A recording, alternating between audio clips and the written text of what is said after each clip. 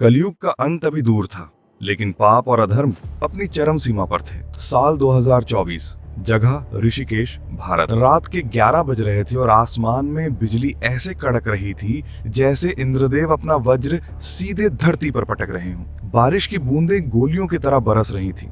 ऐसे तूफानी मौसम में शहर से दूर घने जंगलों के बीच बने एक पुराने खंडहर हो चुके शिव मंदिर के पास एक 21 साल का लड़का खड़ा था। उसका नाम आर्यमान था। आर्यमान कोई योद्धा नहीं था, ना ही कोई तपस्वी। वो दिल्ली के कॉलेज में फाइनल ईयर का हिस्ट्री और इंजीनियरिंग का छात्र था।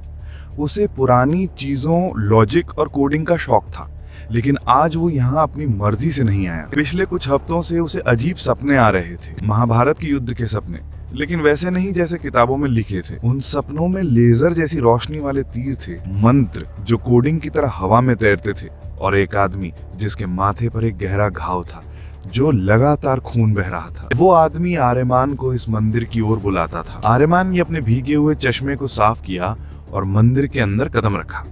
मंदिर के अंदर की हवा बाहर की हवा से बिल्कुल अलग थी, गर्म और भारी, जैसे वहां हवा में ऑक्सीजन नहीं बल्कि कोई और ही ऊर्जा बह रही हो। उसके हाथ में एक पुरानी डायरी थी जो उसे उसके दादाजी के सामान में मिली थी। डायरी के पन्नों पर अजीब नक्शे और संस्कृत के श्लोक लिखे थे, लेकिन वे श्लोक अधूरे थे। आर्यमान ने टॉर्च की रोशनी मंदिर के गर्भगृह पर डाली। वहां कोई मूर्ति नहीं थी, बस एक काले पत्थर का चबूतरा था जिस पर एक अजीब सी ज्यामितीय आकृति बनी हुई थी। वो आकृति श्री यंत्र जैसी थी, लेकिन उसके कोने नुकीले और लाल रंग के थे। आर्यमान का दिल जोर जोर से धड़क रहा था। एक लॉजिकल इंसान होने के नाते उसे ये सब अंधविश्वास लगना चाहिए था, लेकिन उसका शरीर कांप रहा था, ठंड से नहीं बल्कि एक अजीब से डर और रोमांच से। उसने डायरी खोली और उस आकृति को देखा। डायमेंशनल लॉक, आर्यमान ने धीरे से बुदबुदाया। उसने अपनी इंजीनियरिंग की पढ़ाई का इस्तेमाल करते हुए सोचा, अगर ये एक सर्किट है तो इसे पूरा करने के लिए एक की चाहिए होगी। तभी उसकी नजर चबूतरे के नीचे गिरे एक जंग लगे लोहे के टुकड़े पर पड़ी। वो किसी पुराने तीर का अगला हिस्सा लग रहा था। जैसे ही आर्यमान ने उसे उठाया, उसे एक तेज झटका लगा। वो झटका बिजली का नहीं था, ऐसा लगा जैसे किसी ने उसके दिमाग में हजारों गीगाबाइट का डेटा एक साथ डाल दिया हो। उसकी आंखों के सामने अंधेरा छा गया और कानों में एक भारी आवाज गूंजी। संस्कृत नहीं बल्कि एक ऐसी भाषा जो वो नहीं जानता था फिर भी समझ रहा था।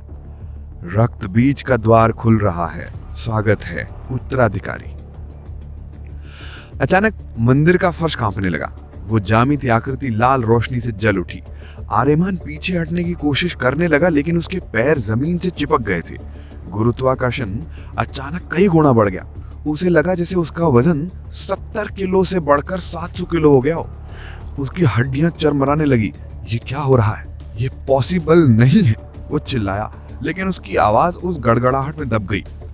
रोशनी इतनी तेज हो गई कि उसे अपनी आंखें बंद करनी पड़ी। उसे महसूस हुआ कि उसका शरीर अणुओं में बिखर रहा है और फिर दोबारा जुड़ रहा है।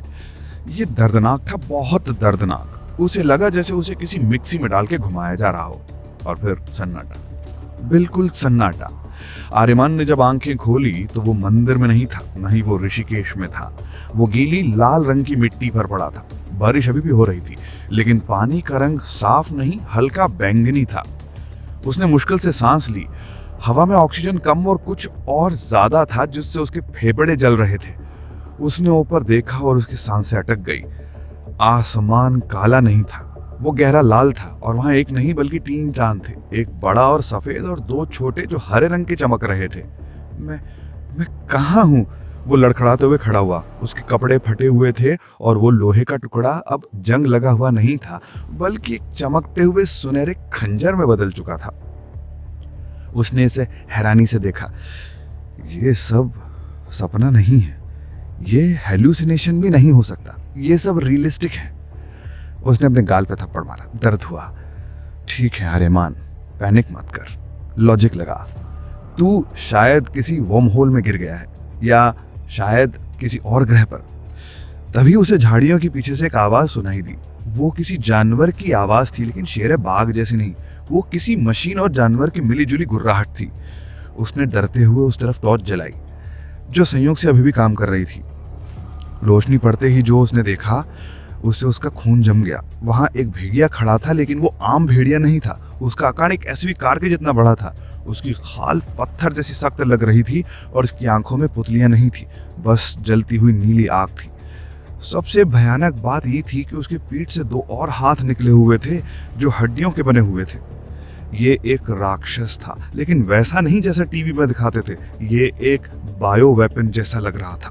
जानवर ने आर्यमान को देखा और एक भयानक चीख मारी। आर्यमान का दिमाग सुन्न हो गया, लेकिन उसके शरीर ने खुद ब खुद प्रतिक्रिया दी।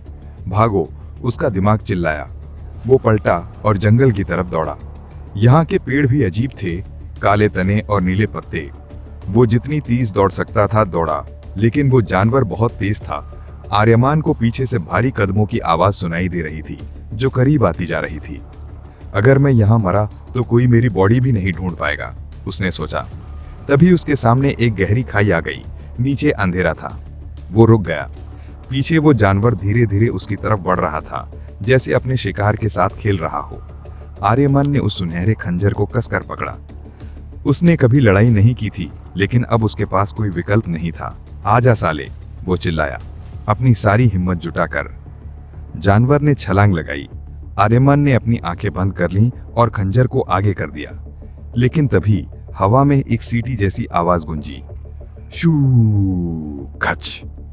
एक तीर जो पूरी तरह से नीली रोशनी प्लाज्मा से बना था, कहीं दूर से आया और सीधे उस जानवर के माथे में घुस गया। तीर के लगते ही एक छोटा सा धमाका हुआ और वो विशाल जानवर पीछे की तरफ उड़ता हुआ एक पेड़ से जा टकराया।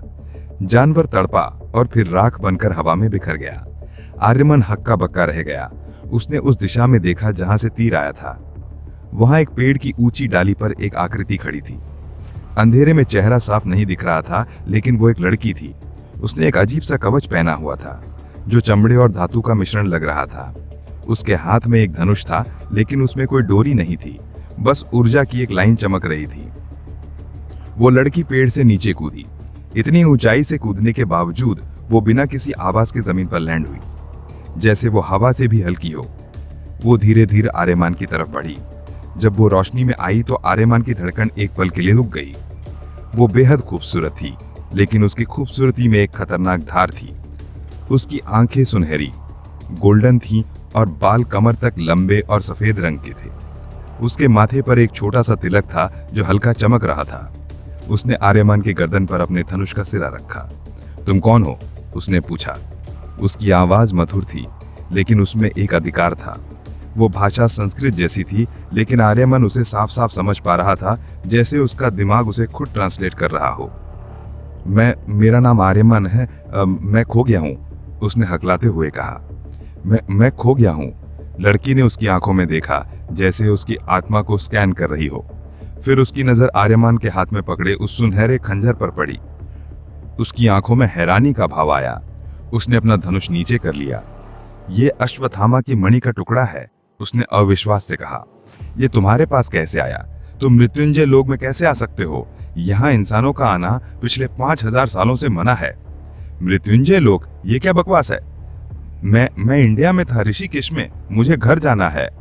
लड़की ने एक ठंडी हंसी हंसी। घर? तुम अब मध्यमा को पार कर चुके हो बालक। तुम्हारे शरीर में जो ऊर्जा है वो इस दुनिया की नहीं है। अगर तुम अभी वापस गए तो तुम्हारा शरीर दबाव से फट जाएगा। तभी दूर से कई और जानवरों की दहाड़ने की आवाजें आने लगी। ऐसा लग रहा था जैसे पूरा जंगल जाग गया हो। लड़की ने आर्यमान का हाथ पकड़ा। उसका स्पर्श ठंडा था। बातें बाद में, अगर जीना चाहते हो तो मेरे साथ चलो। कौरव सेना के गुप्तचरों को तुम्हारी गंज मिल गई है। कौरव सेना? आर्यमान का दिमाग चकरा गया। लेकिन वे तो महाभारत में मारे गए थे। लड़की ने दौड़ते हुए मुड़कर देखा। उसकी सुनहरी आंखों में एक अजीब सा दर्द और गुस्सा था। यहाँ कुछ भी नहीं मरता आर्यमान। यहाँ इतिहास खुद को दोहराता नहीं है, वो निरंतर चलता रहता है। और इस बार वो जीत रहे हैं। वे दोनों जंगल के बीच से भागने लगे। आर्यमान के दिमाग में हजारों सवाल थे। ये कौन सी दुनिया है? ये लड़की कौन है? और मेरे हाथ में ये खंजर अश्वत्थामा से कैसे जुड़ा है? लेकिन अभी लॉजिक लगाने का समय नहीं था। अभी सिर्फ सर्वाइवल का समय था। जैसे जैसे वे दौड़ रहे थे, आर्यमान ने नोटिस किया कि जब भी वो लड़की सांस छोड़ती थी, उसके चारों ओर की हवा में छोटे छोटे स्पार्क्स निकलते थे। ये जादू नहीं था, ये फिजिक्स था, लेकिन एक अलग तरह का फिजिक्स।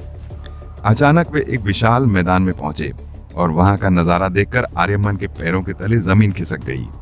सामने हवा में तैरते हुए बड़े बड़े पहाड़ थे और उन पहाड़ों पर विशाल महल बने हुए थे और उन महलों के बीच उड़ते हुए रथ विमानस दिखाई दे रहे थे जो पीछे धुएं की जगह रोशनी छोड़ रहे थे। ये दुनिया प्राचीन भारत और एक फ्यूचरिस्टिक साइंस फिक्शन फिल्म का मिश्रण थी। स्वागत है इंद्रप्रस्थ के खंडरों में बालक। लेकिन इससे पहले कि आर्यमान कुछ कहता, जमीन फाटी और एक विशाल यांत्रिक हाथ जमीन के नीचे से निकला और उसने आर्यमन के पैर को जकड़ लिया। आर्यमन चिल्लाया। लड़की ने तुरंत अपना धनुष खींचा और एक मंत्र बोला, ओम अग्ने स्वाहा। उसके धनुष से आग का बवंडर निकला, लेकिन उस यांत्रिक हाथ पर उसका कोई असर नहीं हुआ। उस यांत्रिक हाथ ने आर्यमान को हवा में उठा लिया। अंधेरे से एक भारी गूंजती हुई आवाज आई जिसने आर्यमान की हड्डियों को कपा दिया। आखिरकार वो मिल गया, कलयुग का आखिरी बीच। एक साया जैसा व्यक्ति धुएं से बाहर आया। उसने काला कवच पहना हुआ था और उसकी आंखों पर पट्टी बंधी थी, लेकिन आर्यमन को पता था कि वो देख सकता है। उस व्यक्ति के हाथ में एक गदा थी जो बिजली की तरह कड़क रही थी। लड़की डर से पीछे हट गई। दुशासन, उसने कांपते हुए कहा। आर्यमन हवा में लटका हुआ था उस विशाल यांत्रिक हाथ की पकड़ में। उसका खंजर नीचे गिर गया था। वो बेबस था। वो साया दुशासन धीरे धीरे उसके पास आया और उसने अपनी गदा उठाई। तेरा खेल खत्म बाहरी दुनिया के कीड़े। दुशासन ने गदा हवा में लहराई। ठीक उसी पल आर्यमान के अंदर कुछ टूटा। डर नहीं, बल्कि कुछ और। उसे याद आया वो सपना, वो माथे से बहता खून। उसके अंदर से एक क्रोध उठा जो उसका अपना नहीं था। उसकी आंखें जो गहरी काली थीं, अचानक अंगारे की तरह लाल हो गईं। उसने हवा में अपना हाथ बढ़ाया और एक शब्द चिल्लाया जो उसने कभी नहीं सीखा था, नारायणस्त्रम। समय रुक गया। हवा में तैरते हुए कण जम गए। दुशासन की गंधा आर्यमन के चेहरे से इंच भर दूर रुक गई और फिर एक भयानक विस्फोट हुआ।